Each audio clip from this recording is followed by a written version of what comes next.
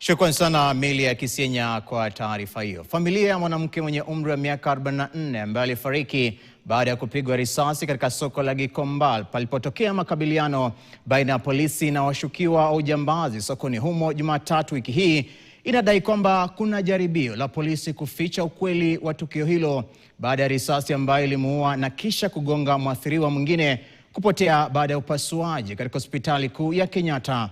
Wakizungumza katika mtaa wa Pipeline hapa jijini Nairobi, familia hiyo inadai kwamba kumekuwa na juhudi za kutokomeza risasi iliyomuua mpendwa wao na polisi kutoka kituo cha polisi cha Shauri Moyo ambao walihusika kwenye makabiliano hayo.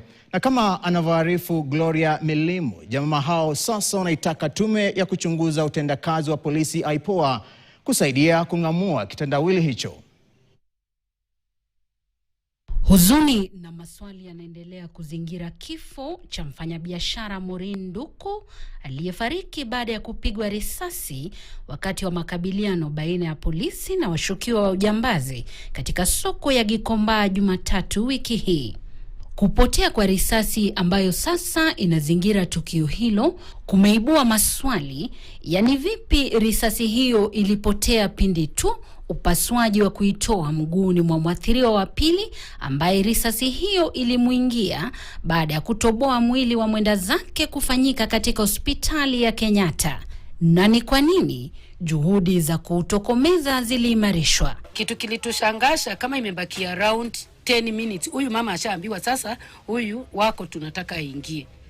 Ndio tuliona au polisi ndio walifika. Hata nikashauti nikasema wamekujia bullet. Unaona? Wamekujia bullet, watu wakaniambia cool down. Nikamwambia ninajua wamekujia. How have they known that huyu mgonjwa mwenye ako na bullet kwa mguu ndio anaingia? Kwa mujibu wa mwanaharakati Hussein Khalid, kumekuwepo na juhudi za kuficha ukweli kuhusu tukio hilo tata na kwamba hospitali ya Kenyatta ilihusika kwenye njama hiyo. Up to this point in time, we don't know who took the bullets. So lazima tuulize maswali Kenyatta National Hospital. Cases of police excesses are investigated by IPOA, and we have confirmed from IPOA that they do not have the bullets.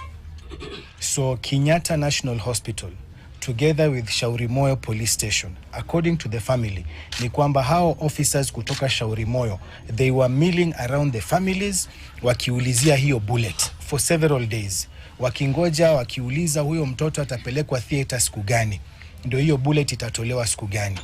And then out of nowhere, now the bullet is missing. Nduku alikutana na mauti alipokuwa akichuma katika soko ya Gikomba, huku mwathiriwa wa pili akipata jeraha la risasi alipokuwa akinunua nguo katika soko hiyo.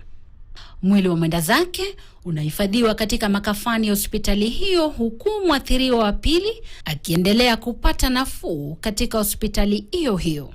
Familia hizo mbili sasa zimetoa wito kwa tume ya IPOA kufanya uchunguzi wa kina ili kuhakikisha utendaji wa haki kwenye tukio hilo.